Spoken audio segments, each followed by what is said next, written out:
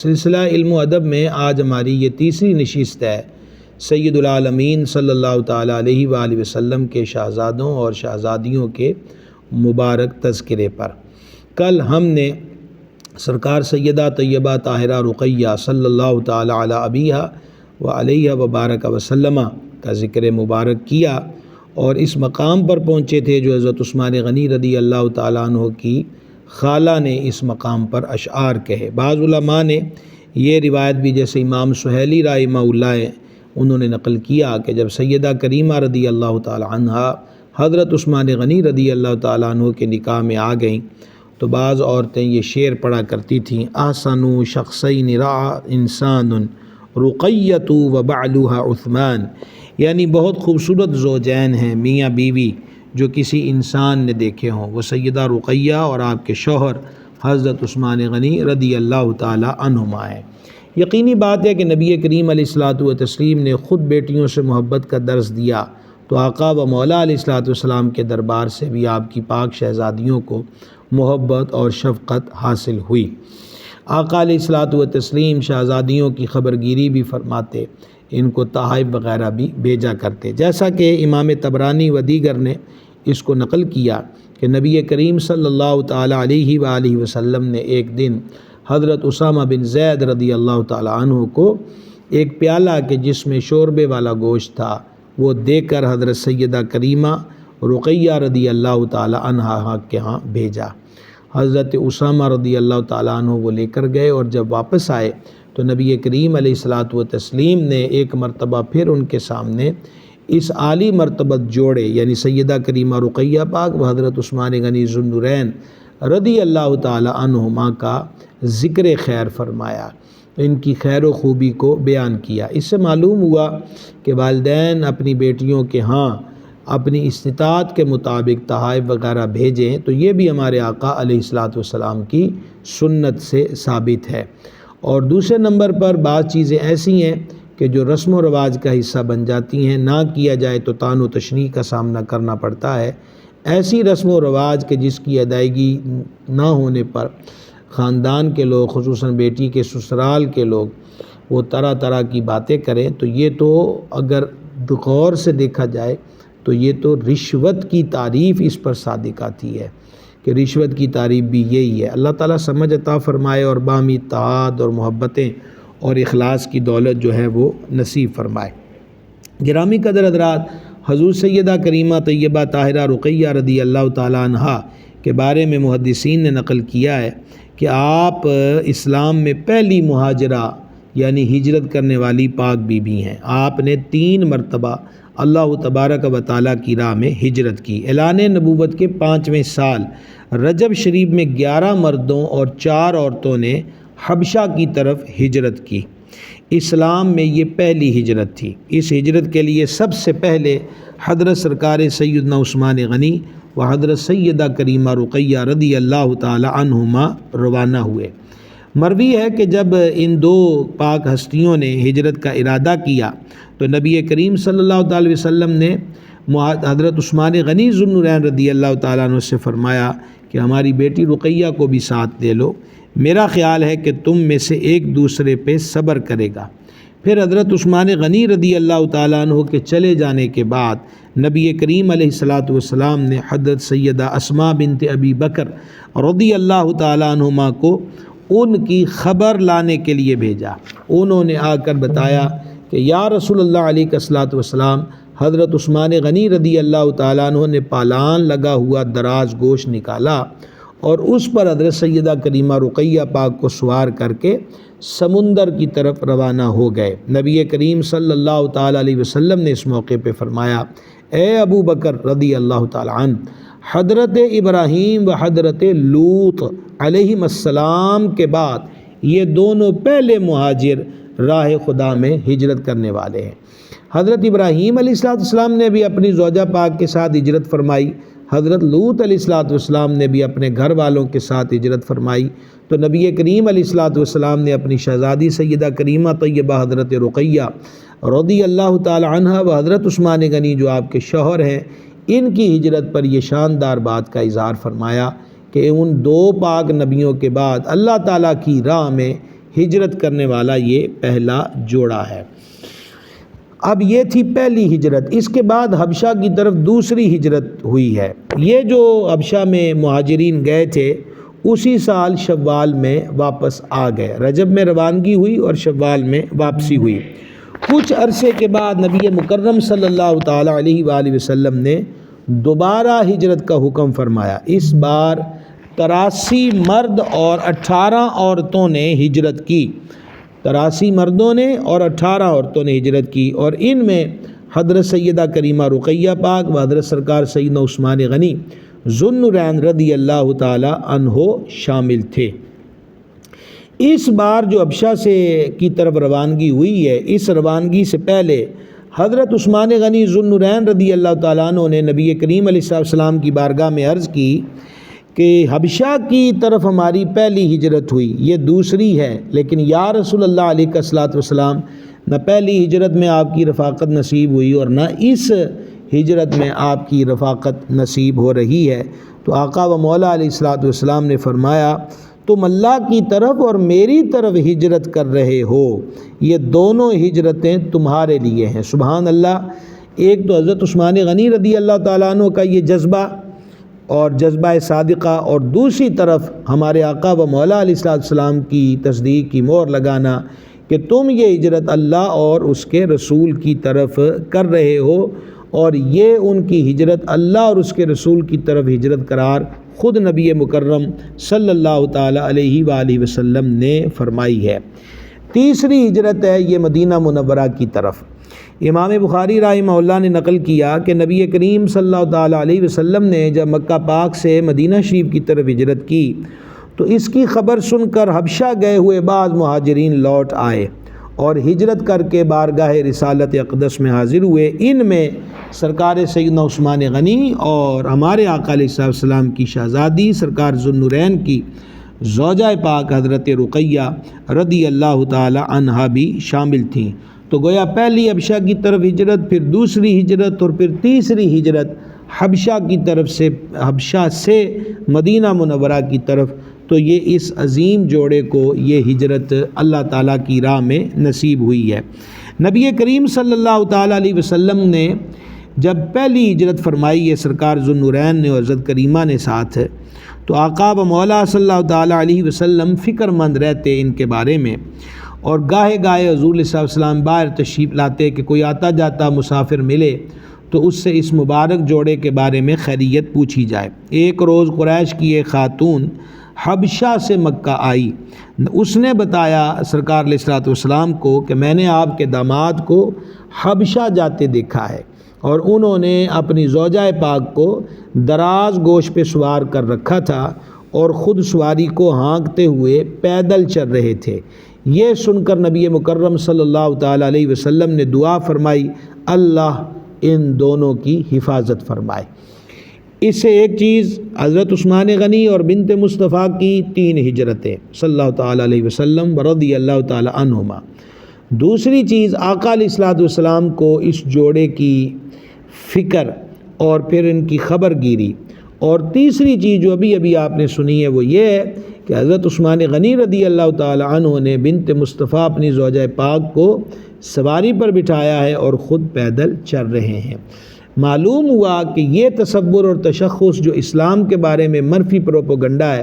عورت کو پاؤں کی جوتی اور ملازمہ اور قیدن سمجھا گیا یا بتایا گیا، ہرگز اسلام کا ایسی خرافات اور ایسی افواہوں سے اسلامی تعلیمات کا کوئی تعلق نہیں۔ اسلام کی جھلک تو یہ ہے کہ زوجہ پاک کو سواری پر بٹھایا ہے اور سیدنا عثمان غنی رضی اللہ تعالی عنہ پیدل چل رہے ہیں۔ یہی سیرت کے وہ روشن پہلو اور ابواب ہیں کہ جن کو ہم آج پھر پڑھیں تو معاشرے کے اندر جو تلخیاں، میاں بیوی کے بیچ میں جو ناراضگیاں اور خفگیاں اور دوریاں ہیں وہ دور ہو سکتی ہیں۔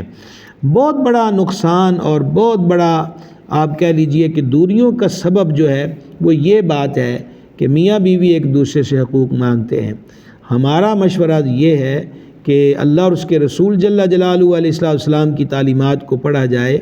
اور اس کی روشنی میں ایک دوسرے کو حقوق دیے جائیں، اور جب ایک دوسرے کو حقوق دیے جائیں گے تو انشاءاللہ عز و جل گھر جو ہے وہ خوشیوں کا گہوارہ ہو جائے گا۔ گرامی قدر حضرات، حضرت سیدہ کریمہ طیبہ طاہرہ بنت مصطفیٰ سیدتنا رقیہ صلی اللہ تعالی علی ابیہا و علیہ وبارک وسلم جب ہجرت کر کے حبشہ میں تشریف لائیں تو بعض وہاں کے نوجوانوں نے اس پاک ذات کو تعجب خیز نگاہوں سے دیکھا، اور یہ کئی مرتبہ عمل ہوا جس سے ہمارے آقا علیہ السلام کی شہزادی پاک کو اذیت ہوتی تھی۔ چنانچہ حضرت سیدہ رقیہ پاک رضی اللہ تعالیٰ عنہ نے ایک دن اللہ تعالیٰ کی بارگاہ میں ان کے خلاف دعا فرمائی تو ایک جنگ کے دوران یہ سارے نوجوان جو ہیں وہ ہلاک ہو گئے۔ یہ امام زرقانی رحمہ اللہ نے مواہب لدنیہ کی شرح میں اس بات کو نقل کیا جو ابھی آپ کو سنائی ہے۔ حضرت سیدہ طیبہ طاہرہ رقیہ بنت مصطفیٰ صلی اللہ تعالی علی ابیہا و علیہ وبارک وسلم کا وصال اقدس، اور وصال اقدس جو ہے اس کے بارے میں جیسے کل بھی میں نے عرض کیا کہ ہمارے ہاں یہ بڑی عجیب بات ہے کہ ماہ رمضان آتا اور چلا جاتا ہے، لیکن کتنے حلقے ہیں کہ جہاں حضور صلی اللہ علیہ وسلم کی ان شہزادی کریمہ کا تذکرہ ہو اور ان کو یاد کیا جاتا ہو اور ان کی بارگاہ میں خراج عقیدت پیش کیا جاتا ہو۔ رمضان المبارک کی 12 تاریخ کو، رمضان المبارک کی 12 تاریخ کو، اور یہ ہجری سن 2 تھا، سن 2 ہجری رمضان شریف کی 12 تاریخ کو جب نبی مکرم صلی اللہ تعالیٰ علیہ وسلم غزوہ بدر کے لیے روانہ ہو رہے تھے، اس وقت حضرت سیدہ کریمہ طیبہ رقیہ رضی اللہ تعالیٰ عنہ سخت بیمار تھیں۔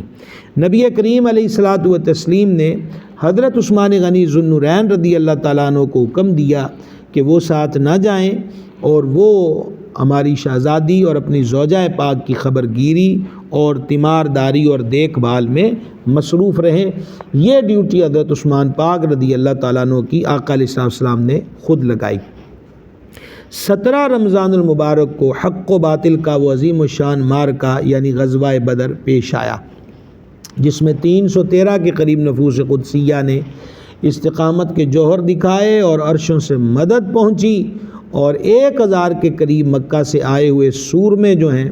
ان کا غرور خاک کے اندر ملا۔ ہم دعا کرتے ہیں کہ مالک کریم ان 313 بدر والوں کے طفیل غزہ کے مظلوموں کی مدد فرمائے، اور اللہ تعالیٰ اسلامی ممالک کے سربراہوں کو فضائے بدر پیدا کرنے کا جو ذوق ہے وہ نصیب فرمائے۔ بہت نہ گفتہ بے حالت ہے، نہ قابل بیان اور دل خراش داستانیں ہیں۔ ان چند مہینوں کے اندر فلسطین والوں کے ساتھ جو ہوا اس کی مثال پہلے نظر نہیں آتی۔ ایک تسلسل ہے شہادتوں کا، ایک تسلسل ہے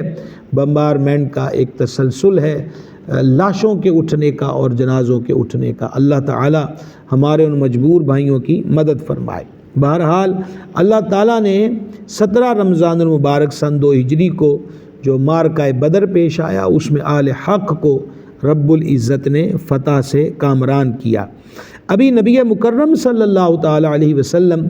بدر سے واپس تشریف نہ لائے تھے کہ رمضان المبارک کی 19 کو حضرت سیدہ کریمہ طیبہ طاہرہ بنت مصطفیٰ زوجہ حضرت عثمان غنی باحیا سیدہ رقیہ صلی اللہ تعالیٰ علی ابیہا و علیہا وبارک وسلم کا وصال ہو گیا۔ جب حضرت سیدہ پاک کا وصال ہوا ہے تو اس وقت آپ کی عمر مبارک 20 سال تھی۔ آپ کو چاشت کے وقت بقیع شریف میں مزار شریف میں اتارا گیا۔ تدفین سے فارغ ہو کر ابھی لوگوں نے ہاتھوں سے مٹی بھی نہ جھاڑی تھی کہ حضرت زید بن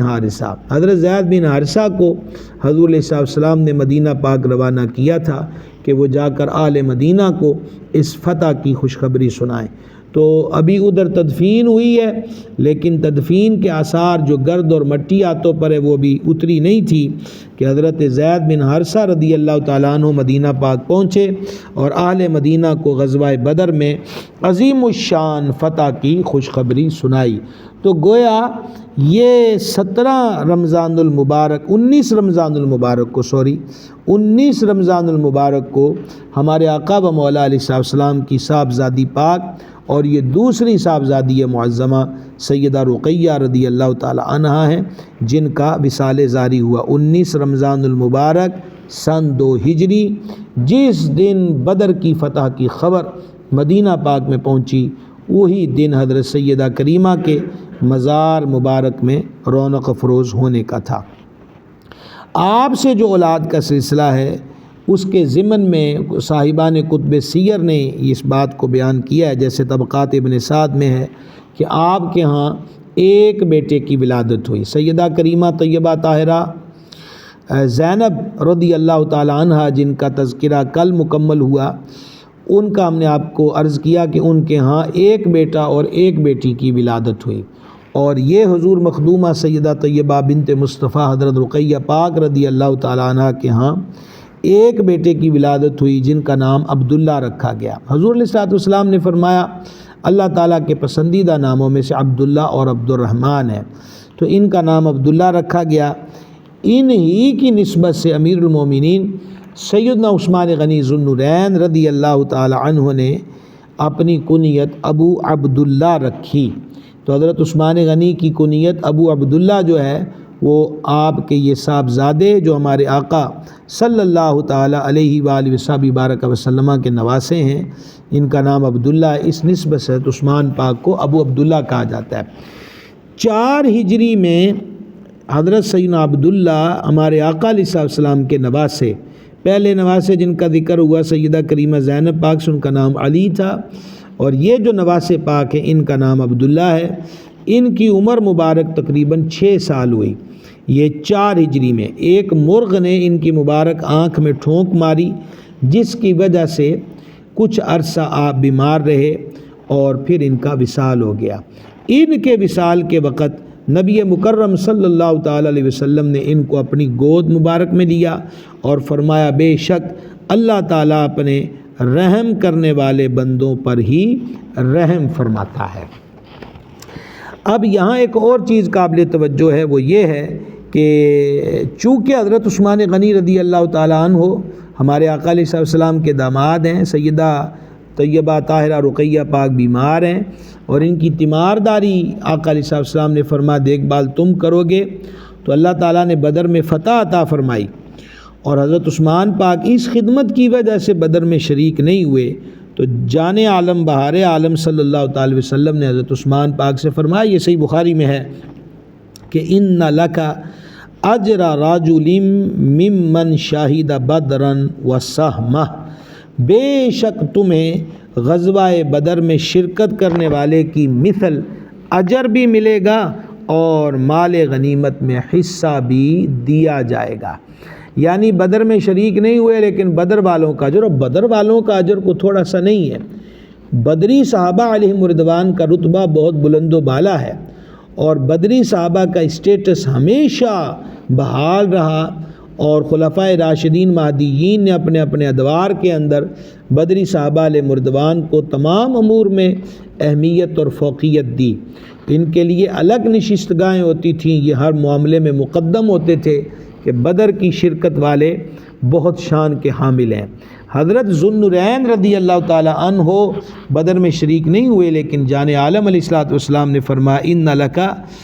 اجر رجل ممن شاہد بدرا، اے پیارے عثمان رضی اللہ تعالی عنہ، جو بدر میں شریک ہونے والوں کو اجر ملا ہے، اللہ تمہیں بھی وہ اجر عطا فرمائے گا، تمہارے لیے بھی وہ اجر ہے، اور نہ صرف اجر ہے بلکہ وسہمہ، اور اس میں جو مال غنیمت ہے اس کا حصہ بھی دیا جائے گا۔ یہ ہے ہمارے آقا علیہ السلام کا اختیار، جو اللہ تعالیٰ نے اپنے محبوب کو تکوینی امور میں بھی مختار بنایا اور تشریعی امور میں بھی مختار بنایا۔ اور اس کی تفصیل آپ نے پڑھنی ہو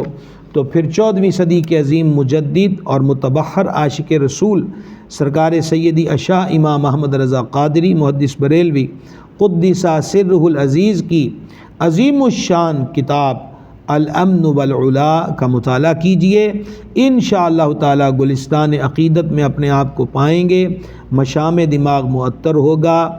دل و جاں سید عالم علیہ الصلوۃ والتسلیم کے اختیارات کو تسلیم کرتے ہوئے، اور مزید جو عقیدت کی گردن ہے وہ اس بارگاہ میں خم ہوتی ہوئی محسوس ہوگی۔ الامن والعلا، اس کا مطالعہ ضرور کیجیے گا۔ اب ہم بڑھتے ہیں آقا و مولا علیہ الصلوۃ والسلام کی شہزادی پاک، تیسری شہزادی پاک، جن کا نامی اسم گرامی حضور سیدہ طیبہ طاہرہ سیدتنا ام کلثوم رضی اللہ تعالی عنہا ہے۔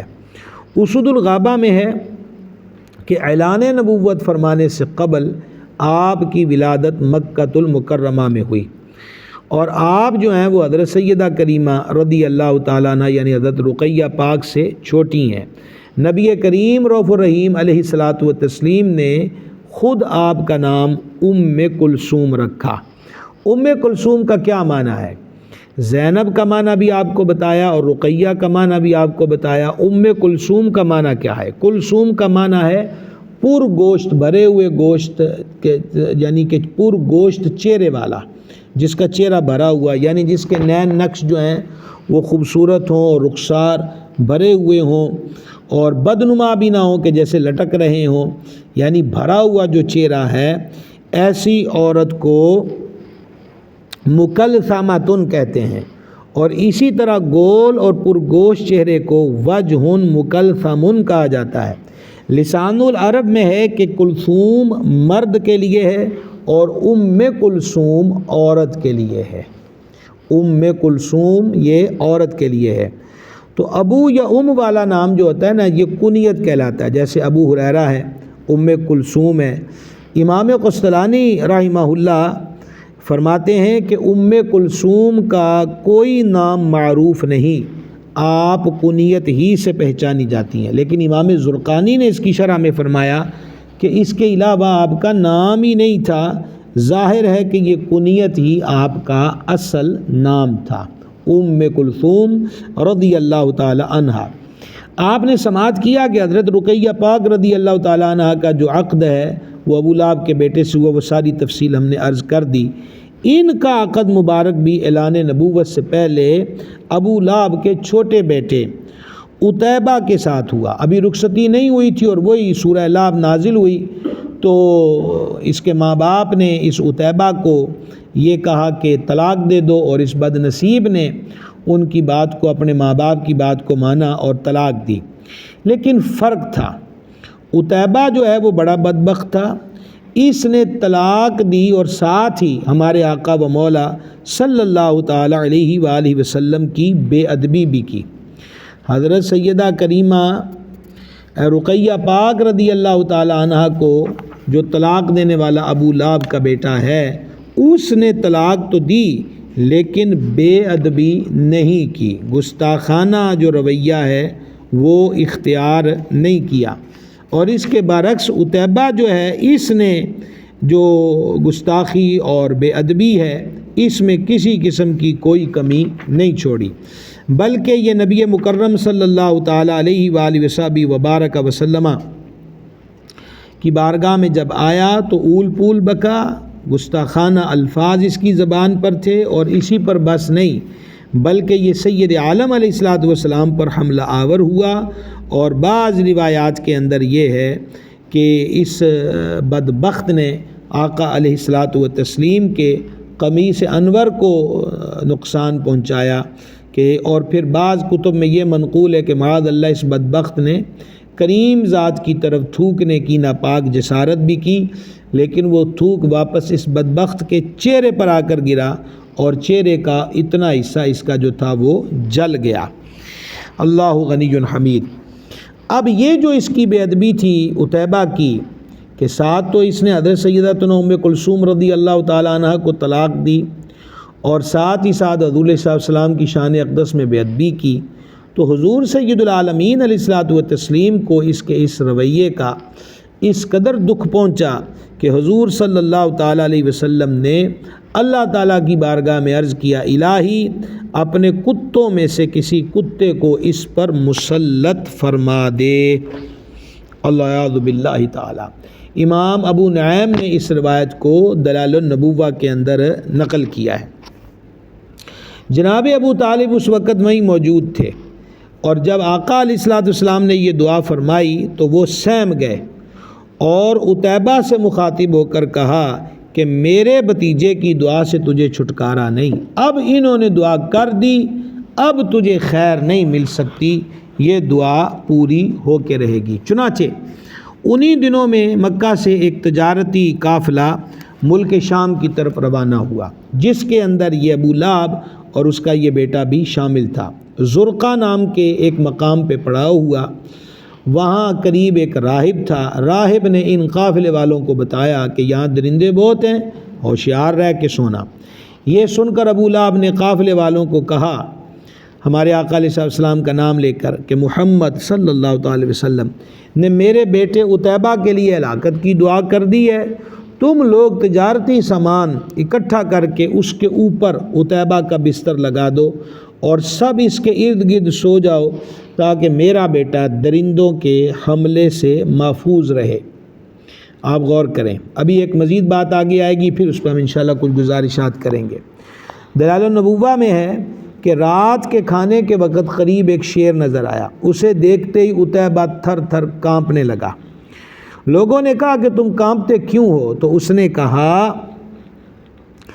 نبی پاک علیہ السلام کا نام لے کر کہ میرے خلاف انہوں نے دعا کی ہے، اور خدا کی قسم آسمان کے نیچے، اب ذرا یہ جملہ غور سے سنیے گا، عتیبہ کہتا ہے خدا کی قسم آسمان کے نیچے محمد صلی اللہ تعالی علیہ وسلم سے زیادہ سچا کوئی نہیں ہے۔ اور پھر رات کا کھانا لگایا تو ڈر کے مارے عتیبہ نے کھانے کو ہاتھ تک نہ لگایا۔ یہ جو ابھی میں نے آپ کو روایت سنائی ہے، جو اس نے کہا کہ آسمان کے نیچے ان سے زیادہ سچا کوئی نہیں ہے، اس کو بھی امام ابو نعیم رحمہ اللہ نے دلائل النبوہ کے اندر نقل کیا۔ رات کو جناب یہ سب سو گئے، اچانک شیر آیا، سب کو سونگھنے لگا، اور سامان کا جو ٹیلا بنایا ہوا تھا کجاوے رکھ رکھ کے اس کے پاس پہنچ گئے۔ پھر اس نے ایک چھلانگ لگائی، اوپر چڑھا، اور لمحہ بھر میں اس نے عتیبہ کو چیر پھاڑ کر ہلاک کر دیا۔ لوگوں نے بعد میں شیر کو بڑا تلاش کیا لیکن شیر نظر نہیں آیا۔ عتیبہ چیر پھاڑ کی وجہ سے آخری سانسیں لے رہا تھا اور یہ کہہ رہا تھا کہ میں نے نہیں کہا کہ محمد صلی اللہ تعالی علیہ وآلہ وسلم سب سے زیادہ سچے ہیں۔ ابو لہب نے بھی یہی کہا کہ میں پہلے ہی جانتا تھا کہ ان کی دعا سے عتیبہ کو کسی صورت چھٹکارا نہیں ہے۔ اب تمام ناظرین سے التماس ہے کہ اگلی چند سطریں ڈبل توجہ کے ساتھ سماعت کیجیے گا۔ نبی پاک علیہ السلام کی یہ دونوں شہزادیوں کو ابو لہب کے دونوں بیٹوں نے سورہ لہب نازل ہونے کے بعد طلاق دی، مگر عتبہ جن کا تذکرہ ہم پہلے کر چکے، عتبہ نے کوئی گستاخی نہیں کی۔ یہی وجہ ہے کہ عتبہ قہر الہی کا شکار نہیں ہوا، بلکہ عتبہ نے، آپ یوں کہیے، بادل ناخواستہ ابو لہب کے کہنے پر سرکار سیدہ کریمہ طیبہ طاہرہ رقیہ رضی اللہ تعالیٰ عنہ کو طلاق دی۔ گستاخی کوئی نہیں کی، بے ادبی اور ردی زبان اس جناب میں استعمال نہیں کی، اور اسی کا نتیجہ تھا کہ فتح مکہ کے دن ان کو اسلام کی دولت نصیب ہوئی اور شرف صحابیت سے بہرہ مند ہوئے۔ میں بات کر رہا ہوں حضرت عتبہ کی رضی اللہ تعالیٰ عنہ، ابو لہب کا یہ بیٹا ہے، لیکن آقا علیہ السلام کی گستاخی بے ادبی نہیں کی۔ اور دوسری طرف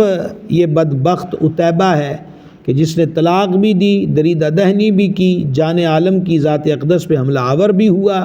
اور تھوکنے جیسی ناپاک جسارت بھی کی، اور انجام کار اس کا کیا ہوا کہ شیر نے اس کو چیر پھاڑ کے رکھ دیا۔ حکیم الامت مفتی احمد یار خان نعیمی رحمت نے ایک بڑی حسین بات کہی ہے۔ وہ کہتے ہیں کہ عتیبہ بھی قسمیں کھا کے کہہ رہا ہے کہ زمین پر حضور سے زیادہ سچا کوئی نہیں۔ ابو لہب کو بھی یقین تھا کہ اب انہوں نے کہہ دیا ہے کہ یا اللہ اس پر اپنے کتوں میں سے کوئی کتا مسلط کر دے، تو ابو لہب اسی دن سے کہہ رہا تھا کہ اب میرے بچے کی خیر نہیں ہے، لیکن مانا پھر بھی نہیں۔ کلمہ کیوں نہیں پڑھا؟ وجہ تھی ضد۔ تو حضرت مفتی صاحب رحمۃ اللہ علیہ فرماتے ہیں ضد کا علاج کسی عالم کے پاس اور وہم کی دوا کسی طبیب کے پاس نہیں ہے، اور جسے رہبر کی ذات سے ہی دشمنی ہو تو وہ اس کی ہر بات کا انکار ہی کرتا ہے۔ اللہ تعالی ہمیں محفوظ رکھے۔ ضد بڑی بری چیز ہے، یہ بندوں کو تباہ اور برباد کر دیتی ہے، اور یہی بات تھی ابو جہل بھی مانتا تھا اور اپنی وہ نشستوں میں کہتا تھا حضور علیہ السلام کی ذات اقدس کے بارے میں کہ یہ اللہ کے رسول ہیں، لیکن یہ کیا ہوا کہ ایک ہمارے علاقے سے ایک یتیم اٹھ کر اور ہم پہ نبوت اور رسالت کا اعلان کرے اور ہم اس کو تسلیم کر لیں۔ تو یہ انا اور ضد بندے کو اس حد تک لے آتی ہے کہ سامنے معجزے دیکھے، حقیقت کا اعتراف ہے، لیکن سید عالم علیہ السلام کا کلمہ نہیں پڑھا، اور نتیجہ کیا نکلا؟ قہر الہی اور عذاب الہی کا شکار ہو گئے۔ ضد سے بچیے۔ اسی طرح آج جدت کے عنوان پر بہت سارے لوگ ہیں جو مارکیٹ میں آئے ہوئے ہیں، سوشل میڈیا پر تو پھر جناب زندہ باد، یہ تو ایک بڑی انوکھی مارکیٹ ہے کہ جس میں ان گنت لوگ اترے ہوئے ہیں مارکیٹ کے اندر اور اپنی من مرضیاں کرتے ہیں۔ مدارس دینیہ پر بولتے ہوئے ان کے منہ سے جھاگ نکلتی ہے اور ہر ترقی کی راہ میں رکاوٹ مولوی کو قرار دیتے ہیں، یعنی ملک مقروض ہو جائے تو اس کا سبب مولوی ہے، لوگ کرپشن میں مبتلا ہوں تو اس کا سبب مدرسے کی تعلیم ہے، زنا و بدکاری کی واردات بڑھ جائیں تو اس کا بنیادی سبب یہ ہے کہ مولوی مدرسے میں تعلیم دے رہے ہیں، اغوا برائے تاوان کی وارداتیں بڑھ جائیں تو اس کی وجہ بھی یہ ہے کہ مولانا کی وجہ سے یہ سارا کچھ ہو رہا ہے۔ ہاں جی، ملک ترقی نہیں کر رہا، اداروں میں مختلف قسم کے محکموں اداروں کے اندر رشوت ستانی، اقربا پروری، دھوکہ دہی اور کرپشن عروج پر ہے، تو یہ ساری وجہ بھی وہ اینکر آ کے بولتے ہیں، اور یہ جو خصوصاً ہر ایک کے اپنے موبائل کا چینل ہے وہ جی اس کی وجہ۔ تو مولوی کیا کر رہا ہے؟ مولوی کیا کر رہا ہے؟ مولوی تو پھر بھی مسجد میں 5 وقت اذان دے رہا، نمازیں پڑھا رہا، آپ کیا کر رہے ہیں؟ آپ جن شعبوں سے وسطے ہیں، جن چیزوں کی بنیاد پر آپ تعلیم کے دعوے کرتے ہیں، آپ کیا ہیں کہ جو ردی زبانیں استعمال کرتے ہیں؟ مولوی تو پھر بھی 4 لوگوں سے چندہ مانگ کر ایک تعداد ہے جس کو قرآن کی تعلیم دے رہا ہے، مصطفیٰ جان رحمت صلی اللہ تعالی وسلم کے فرامین سنا رہا ہے۔ تو آپ لوگوں کو تو ابھی اتنی سی پاور بھی ہضم نہیں ہوتی، کجا یہ ہے کہ یہ کہا جائے کہ ان کو تو جی دنیا کی تقدیریں بدلنے کے لیے رب نے مقرر کیا اور یہ استنجا وضو کا طریقہ سنا رہے ہیں۔ تو آپ کو استنجا وضو کا طریقہ سکھایا تو آپ کو تو ممنون ہونا چاہیے، نہ یہ کہ معترض ہونا چاہیے کہ آپ کو گند سے بچایا جا رہا ہے کہ آپ گندے نہ پھریں اور آپ بے وضو ہو کر رب کی بارگاہ میں نہ آئیں۔ یہ ہے کہ آپ کی باتیں کھل جائیں اور منہ سے تھوک برآمد ہو، اور اس سے بھی آپ کا روشن خیال ہونا اور بڑا اعلیٰ تعلیم یافتہ ہونا، اس کے بھی پردے چاک ہوتے ہیں، سارا کچھ نظر آتا ہے۔ تو ضد کا علاج کوئی نہیں ہے، ضد کا علاج کوئی نہیں ہے